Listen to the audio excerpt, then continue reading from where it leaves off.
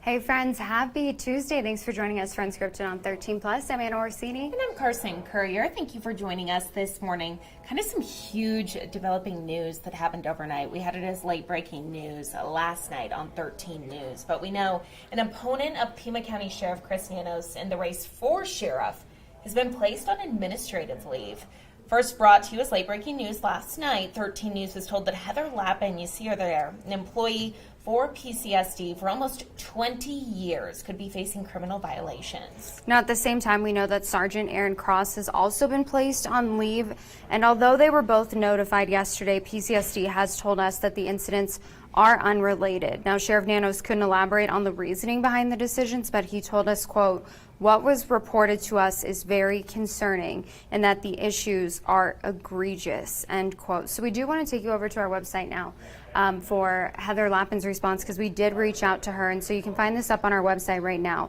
But in her statement, she said, quote, "I have been placed on administrative leave by the Pima County Sheriff's Department. I've been directed to not discuss the reasons so that the only information is provided by the sheriff and his administration. This appears to be yet another attempt to suppress the opinions of both myself and numerous other employees that are hoping for positive change in leadership, undermining freedom of speech and open discourse." She continued to say, "I have done nothing wrong other than challenge him in an election," end quote. So, of course, this is a developing story. We will be tracking this closely and update you with the very latest information, both on air and, as you can see, right here online. And something else that we're following today very closely as well is the suspect, the man accused of a deadly shooting at the University of Arizona last month. He will be in court later today. Ryan Romero Encinas is accused of shooting and killing Minaj Jamshidi, who was a student at Pima Community College, following an argument during a volleyball game. So we know the shooting happened at the sand volleyball courts right outside the Arizona Sonora Residence Hall.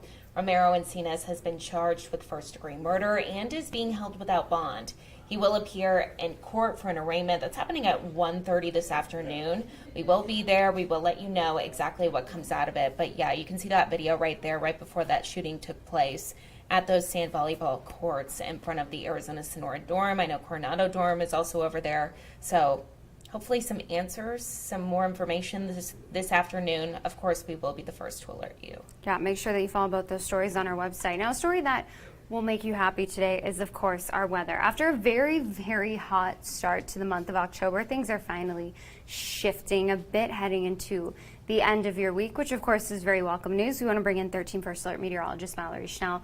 And looking at this map that we'll see here in a second, it's all red, which is never good news. And usually we see that like during the summer, but to see in October, 2.5 consecutive weeks of triple-digit temperatures, I mean, like, it's ridiculous, honestly. for sure. it's not what I moved here for. Yeah, no. Usually it's like no. October, things start to cool off, feeling like Yeah. fall. Even if we're in Arizona, at least we get 80s and 90s. Right. We had triple digits every single day for the first 14 days. Let's see, 13 days. 13. Too many days. Too many days.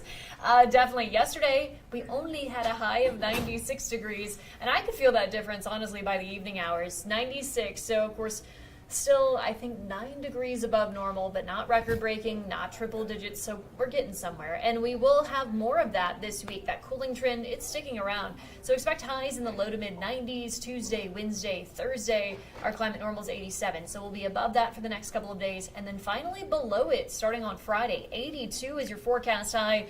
Down to 75 for a high temperature on Saturday because Anna wanted good weather for homecoming, and here you go. When I saw that 1 o'clock kickoff, I said, that is going to be terrible, right? brutal if Nope, it's still in the Literally triple perfect. digits. Sunny and 75. I mean, oh my gosh. It's hard to get much better than that. Yeah, so some nicer days are ahead. Definitely feeling more like fall out there. I will say this weather system that's going to bring us some cooler temperatures could also bring us some moisture for the first time in about a month. Best chance for any kind of rain will be off to our north and northeast, kind of closer to the center where this system will be located. But here locally, we could see temperatures cooling off and also some rain chances starting on Friday, taking us Friday into Friday night and even into Saturday morning. So here's your chances for rain over the next 5 days, staying dry Tuesday, Wednesday, and Thursday. Friday, best chance will be probably the second half of the day and into Friday night. And then we can't rule out a spotty shower lingering into Saturday morning. But at this time, all that moisture moves out by game time Saturday afternoon. So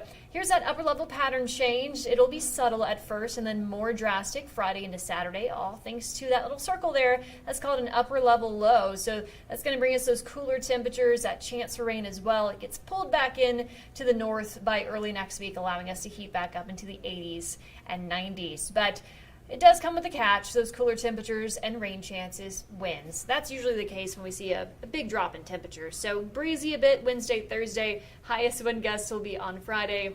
And then lighter wind speeds this weekend and into early next week. Tucson right now, beautiful start to the day. It's 76 degrees. There's a bit of a breeze out there, 9 miles per hour. Sunrise this morning was at 6:28. That's getting later. Sunset getting earlier, 5:50 this evening. And that 7-day forecast, that's of course allowing those temperatures to cool off nicely overnight into the 60s and eventually the 50s. But there you go, 82 by Friday, 75 on Saturday. Just a shower early, so we'll have to watch that for tailgating, but shouldn't really affect much. Beautiful day on Sunday, 80 degrees, lighter winds, lots of sunshine, back up to 87 by Monday. So saying goodbye to those triple digits and even getting a taste of some 70s in here with lows in the 50s. I'm so excited. Yeah, this is Finally good. feeling like fall, so do all your fall activities this weekend. Right, and a perfect Feel- opportunity to do it because we're seeing those lowest temperatures on the weekend, which I feel Yeah. like never happens. Right, it's lining up just in time. So. Just what we needed. Thank you, Mallory. Of course. Thank you, Mallory. Well, as these temperatures do get a little bit cooler, something that you're probably thinking about is the holidays. And so we do just want to make you aware because USPS has announced its holiday shipping dates. So if you have family members or friends out of state, the question is, what time do I need to mail certain things out to them? So just kind of putting this on your radar ahead of time so that you can pencil it in on your calendar. So for delivery by Christmas Day, this is in the contiguous United States. So Alaska, Hawaii, those dates are going to be different. You can look at those on the USPS website, but they do recommend that packages are sent no later than December 21st. So that is for Priority Mail Express service, which is faster. It usually costs a little bit more. It's for folks like myself who wait until the last minute to get any of their gifts. Oh, I'm such a procrastinator when it comes to that stuff. But the less expensive option is first class mail. It must go out by December 18th. The cutoff for ground service is December 16th. So you can find all these dates if you need to go back and check later. That is on USPS.com. It has it all listed out there, kind of gives you the background on all the different options. And as you're keeping those holiday shipping dates in mind, a pretty big closure that's going to impact a lot of people. Walgreens, obviously a store that you can go pick up your prescriptions from, and also, you know, all the cosmetics, all the different things. So Walgreens did announce this morning that it's closing almost 1,200 locations, including 500 locations just this next year. So these closures are a significant increase from this past June when the company said it was shutting down 300 locations amid financial struggles. The 1,200 closures announced today, that still includes the 300 announced a few months ago. Of course, as we learn more about this, when and where those closures could happen, if we are going to see any closures here in Tucson, in town, we will let you know both on air and online. Now to the most important news of the day. Oh my goodness. This right here. So obviously panda diplomacy, it's a thing, and we saw San Diego Zoo get 2 of their own pandas, and now the National Zoo in Washington, D.C. is getting a pair of pandas today. So you can see them being loaded up aboard the Panda Express, is what they call the plane that they fly You on. think they're scared? I don't know if they feel that emotion. I don't think pandas really worry about much. Yeah, maybe confused a little bit. But yeah, so they are actually on the ground in Washington, D.C., heading to their new home. But they're the first pair that the zoo has actually gotten in 24 years. They had 3 pandas that were taken back last year, and now they're getting 2 new pandas. It's so cute. So in the past, the pandas were one of the zoo's biggest attractions and drew in millions of visitors. I know if you've watched 13 News this morning for a long time, we used to do the Panda Cam every single day. It was how we ended our show. We loved to see what they were doing. They're just so funny. We know Bo Lee is a male. His name means precious vigor. And then Ching Bao is a female. Her name means green treasure. So they're definitely a treasure. I'm so They're excited. so cute. And if you just cannot get enough of the pandas, great news. So the San Diego Zoo, which already has 2 pandas, they have launched their giant panda cam as of this morning. Lucky. So you can just watch a live stream all day long of the pandas doing this, what they do best, eating bamboo and hanging out. I love it. One thing that the website said, that overnight the cams will not be on. And the pandas usually don't wake up until like 9:30-ish. Oh, so you can't view. Yeah, so that is when they turn them on. I'm like, oh, these pandas, they just live the life. They Look at do. them. I know. If I was going to be an animal, I'd want to be a panda. Because, like, that looks okay. I know, that looks great. Just hanging out. It's got a little couch there, a little bed situation. A little elevated platform. Eating his Very bamboo. cute. I don't know where the other one is. But, yeah, you do have to put in your email to view the webcam. So just Of be course aware you of that. do. Yeah, of course. Yeah. I've put in mine like 3 different times. So, if you do it, though, it's well worth it. You can just sit there and watch them do this all day long. I love it. I love it, too. There's also other exhibits. I've been going through them all morning. There's like giraffes. Do they have them on here? Yeah, I think so. Go to the top. So right there, all cams. Oh, Down, down, down. perf. And then they have all these options. Koala, baboons, polar bears, penguin cam, hippo. Look at how cute. Platypus. You know which one I'm not watching. I know. I was watching that one earlier, the ape one. He was eating something out of a big mound with a stick. So that was fun. Just scooping up ants, red panda cam. Yeah. Yep, yep. They're cute because they put their hands up like little burglars that are caught. Yeah, very cute. So you can head to the website and check all that out and watch live panda cam. Of course. It's so fun. I love that. Well, we want to end off today on a good note, so we do these good side packages every now and then. And this one's very sweet. It's a heartwarming story about a couple who adopted 9 children, 9 kids, Oh my gosh. just to now be expecting one of their very own. This happens. Yeah. So I have a friend who adopted a little baby, was dropped off at the hospital, and her sister is a nurse. So she called her sister. She knew she was trying for a long time and couldn't get pregnant.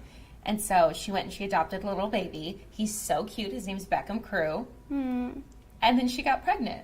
I feel like that's when it happens, when like you let like all the stress of like trying for a baby go, Yeah. and then you're just like, surprise, 9 kids later. I know, but what a couple. They adopted 9 children ahead of this. So Jacqueline Lambert shares their journey of adoption, infertility, and what they call a miracle baby.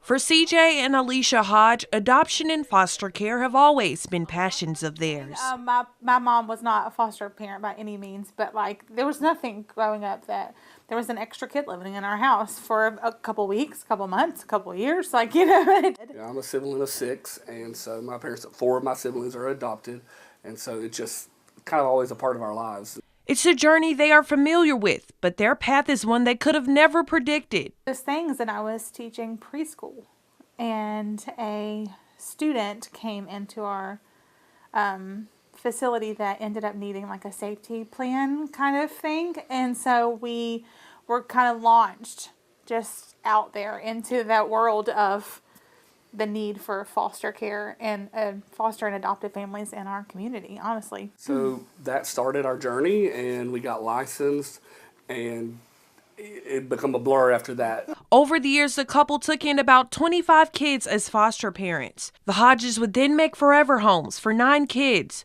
who they formally adopted, ranging from ages 1 to 20. It taught us so much about ourselves, About God. And about mental health. And the lack of, in our state, of resource sometimes for that. While being foster parents, the Hodges would also fight a private battle no one knew about: infertility. That is an emotional roller coaster journey. And if you have experienced infertility, you understand it is full of nights of tears and not understanding and questioning.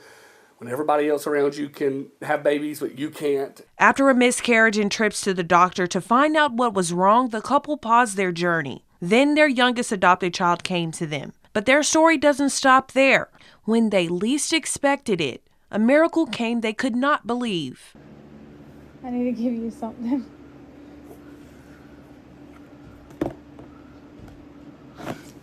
You are stupid and crazy!